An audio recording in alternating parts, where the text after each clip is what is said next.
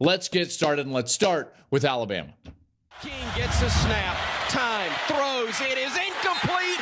Zeros on the clock. Ball game. No flags. Alabama wins. Let's get out of here. That's exactly right. Let's get out of here. Alabama survives, really. When you really boil it down, Alabama survives. And good for them. And I think it would be very easy for me to come in here and start lobbing grenades at Alabama. It really would. Because they were sloppy. You know it and I know it.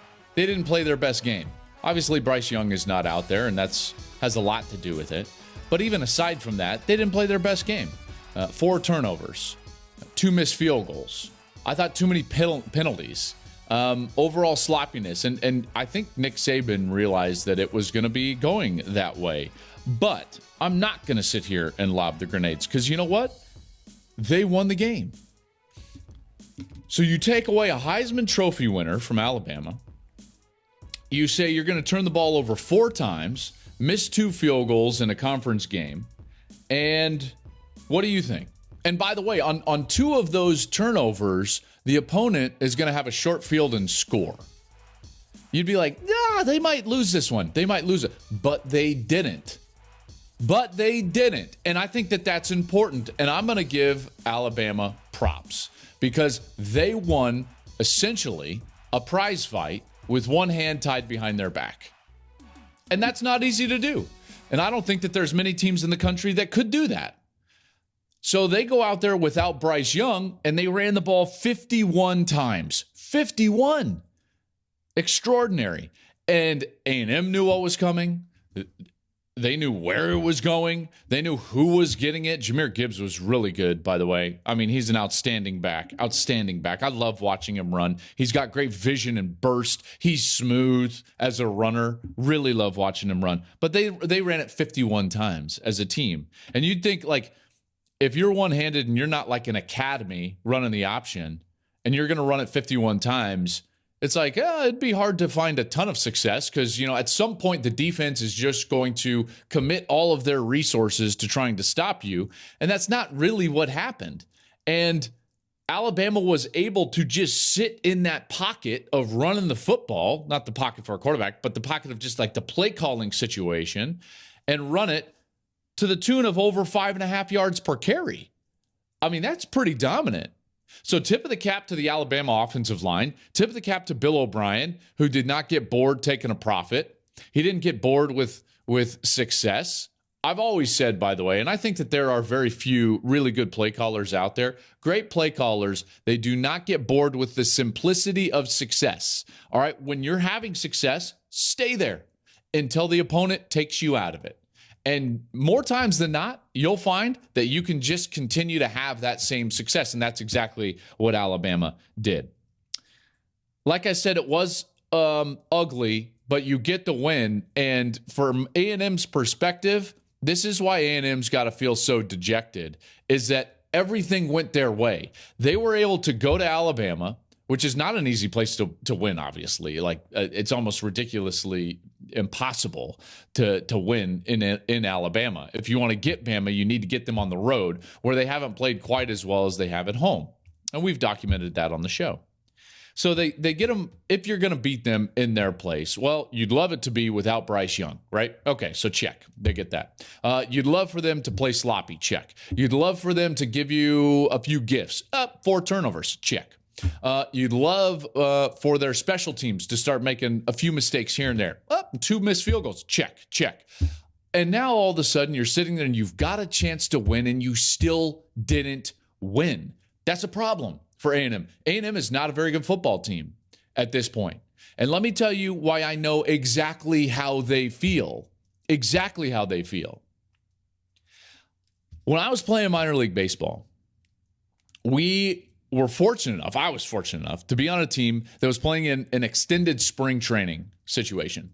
So I was down in Phoenix. I was playing in the Padres organization, and we were going to go play the Cubs across town. So they're in Mesa. We were over in Peoria, and we get in the vans, you know, like the Econo 450 vans that could drive like 12 people. If any of you like grew up in a church, you know exactly what I'm talking about, right? So the church vans. So we had minor league church vans, and we're taking them across Phoenix. And so we go across Phoenix over to Mesa, Arizona.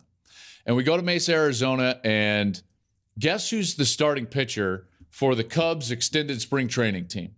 No fans in the stands, right? We're just over there. I mean, this is literally like inter squad type of stuff. It's Mark Prior. Mark Prior. Those of you old enough to know exactly what I'm talking about know that he was a dominant major league pitcher. So Mark Prior, and this is, by the way, after he's already established himself as a great starter in the big leagues, and he started to get injured. And so Mark Prior is going to make a rehab start in Mesa, Arizona, in extended spring training against the San Diego Padres farm system. There's your boy. I'm sitting there, and guess what? I'm pumped, man. I can't wait to hit him against Mark Prior. I cannot wait. And we learn that Mark Prior on this rehab start is only going to throw, I think it was 55. I want to say that. It was 55 pitches that he was going to throw. But here was the kicker. Mark Prior was only going to throw fastballs. That's it. So I'm like, boom, got him. Here we go. Check. I'm a fastball hitter. This is going to be amazing. And so there I am. I'm on deck, and I'm like, I cannot wait to hit off of this dude. I don't care that his calves are as wide as my hips. Like, I don't care. I don't care if it's smooth and he's got an exploding fastball. I'm just going to dial it up, and I'm going to be I hit, straight ball very much. And guys, I walked up to the plate with all the confidence of Barry Bonds. And I walk up there, and he throws his first pitch. I swear to God, I didn't see it. It was just like, whack, just hits the glove. Strike one. I was like, oh, crap. And that's exactly what Texas A&M felt at Alabama on Saturday night. They know Bama's going to run, and then they sat there and they watched Jahmyr Gibbs run the football, and they thought, oh, crap. They got the turnover and scored, and they're still down, and they thought, oh, crap. So there I am. I'm down 0-1. I'm like, okay, I better gear this up. Let me get my foot down just a little bit sooner. Strike two. I haven't taken the bat off my shoulder. I'm thinking to myself, man, I know he's just throwing a fastball. I better gear myself up and at least foul this thing off. And so sure enough, third pitch, I put my foot down early. I take a big old swing, swing right through it, whiff, swing and a miss. Your boy struck out on 3 pitches to Mark Prior, who was only throwing fastballs.